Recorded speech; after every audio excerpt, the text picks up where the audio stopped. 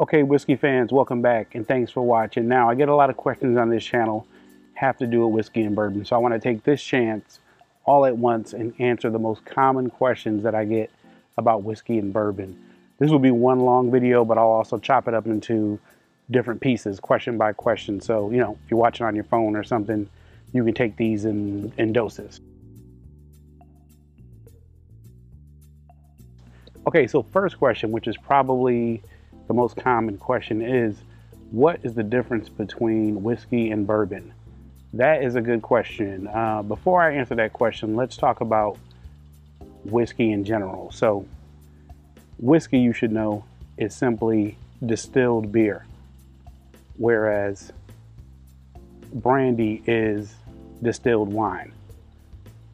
Whiskey at its base is going to be grain based, corn, barley, rye, something like that. Brandy, just going on that line, at its base is going to be some type of fruit. Grapes normally, apples, pears, plums, whatever. So whiskey, just know, is distilled beer, the product of grain. All bourbons are whiskeys, but all whiskeys are not bourbons. In order for a whiskey to be considered a bourbon, it has to meet certain criteria, which are defined in the U.S. Code. Probably the most specific one is that bourbon has to be made in the United States of America. So that's the main difference between whiskey and bourbon. All bourbon is whiskey, but whiskey is not bourbon. Question 2, what's the difference between Scotch and whiskey? Okay, so this is kind of along the same lines of the question about what's the difference between whiskey and bourbon. So whiskey, remember, is going to be a grain-based spirit. It's going to be distilled beer, essentially. In order for something to be labeled bourbon, it has to be made in America. So all Scotch is whiskey that's made in Scotland.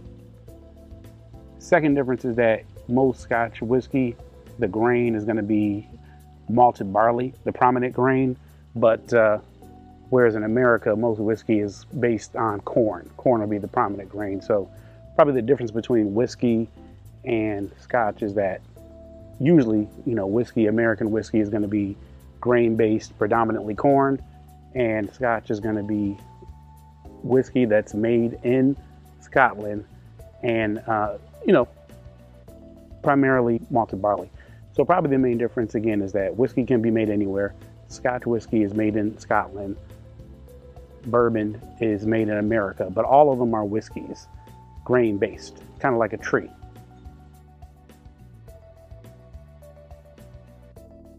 Is Jack Daniel's a whiskey or bourbon? Yes. I know, that's like a funny answer. So I can tell you this, that technically Jack Daniel's meets all the criteria of being a bourbon. What happened is they kind of took it as like a marketing thing to differentiate themselves from the pack, but Jack Daniel's technically is a bourbon. There's nothing particular about Jack Daniel's that doesn't make it a bourbon. What makes Jack Daniel's and Tennessee whiskeys distinctive is that before the raw spirit is put in the barrel, it gets filtered through maple, I believe. That's the only difference. Before it gets put in the barrel, they filter it through charcoal, maple, then it ages. But there's nothing in the rules for bourbon that says you can't do that. So that's why technically Jack Daniel's is a bourbon, but for marketing reasons, they decided to separate themselves from the pack. But good, very good question. A lot of people ask that question. Next question, is Crown Royal a bourbon or a whiskey? So Crown Royal is definitely not a bourbon because it's made in Canada.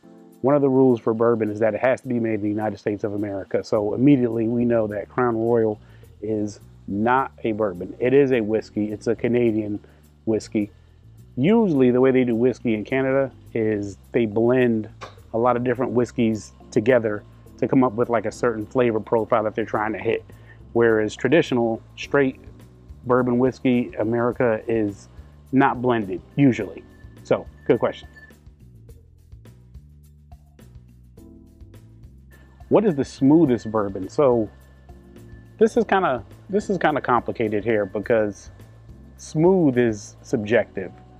Now, if we think about smooth bourbon as far as like not burning, not having a burn to it, probably that's going to be a combination of two things, namely the mash bill, which is the ingredient list, and also I'd probably say the age. So from what I've researched, typically the longer a spirit is aged, the smoother it tends to become, because by virtue of interacting with the wood in that barrel, it takes off a lot of the rough edges. But there's a law of diminishing returns there. Once you get past like 10 or so years, it can actually become bitter and tannic and pick up the wood. So as far as age wise, a smoother bourbon or whiskey is going to be something that's aged between, I'd say 10 to 12 years. Again, these are just generalities. Now, as far as mash bills are concerned, what makes up the grain, I would probably say that some of the smoother bourbons are going to be bourbons that are more corn forward. So what I think of immediately is your wheated bourbons. Your wheated bourbons have a different mash bill. Most mash bills are made from primarily corn, rye, and malted barley. The rye kind of gives it a little bit of the spiciness to it. So with wheated bourbons, what they do is they, instead of using the rye, they put wheat, which is a much softer grain. So that's going to let more of the natural sweetness from the corn shine through. So as far as mash bill, I would say your wheated bourbons are going to be smoother. So again, to wrap the question up, what is the smoothest bourbon? It's going to be probably a wheated bourbon like Maker's Mark, Weller, Bernheim, which is a wheat whiskey, Pappy, anything along those lines, because it's going to let more of the natural sweetness shine through, and then also something that's aged for a certain period of time. Good question. Is Jim Beam a whiskey or bourbon? Well, both, because we know that all bourbons are whiskeys. Jim Beam is a bourbon, so by definition, Jim Beam is a whiskey and a bourbon. Get that question a lot. This is a question, a common misconception that people have. Does bourbon have to be made in Kentucky? The answer to that is no, which I didn't know that until I got in the game a lot, because you always hear Kentucky bourbon.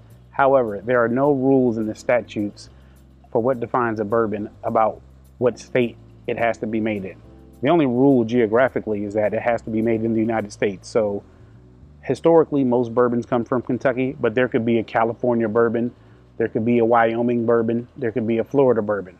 Just as long as it meets the criteria, barrels, mash bill, entry proof, so forth and so on, that makes it a bourbon. Not necessarily the state that it comes in. It just has to be distilled and produced within the United States. This question I get a lot about, how do you drink bourbon? My answer to that will be whatever way you like. Some people like bourbon neat, like me. So neat, on the rocks with ice, really just depends on what it is you like. Usually when people are starting out in the bourbon game, they usually take it on the rocks, because until you get used to the proof and the alcohol, it can be kind of rough. So the ice, number one, kind of mutes a lot of the flavors, and as far as the heat, the ethanol, it tends to tame it down. At the same time, ice is nothing but water. So when you put a whiskey on the rocks, you're essentially watering it down even more, especially considering that your standard whiskey bottling 80 proof is 60% water to begin with. So how should you drink bourbon or whiskey entirely depends on you. This is a free country. It's America. Do what you want to do.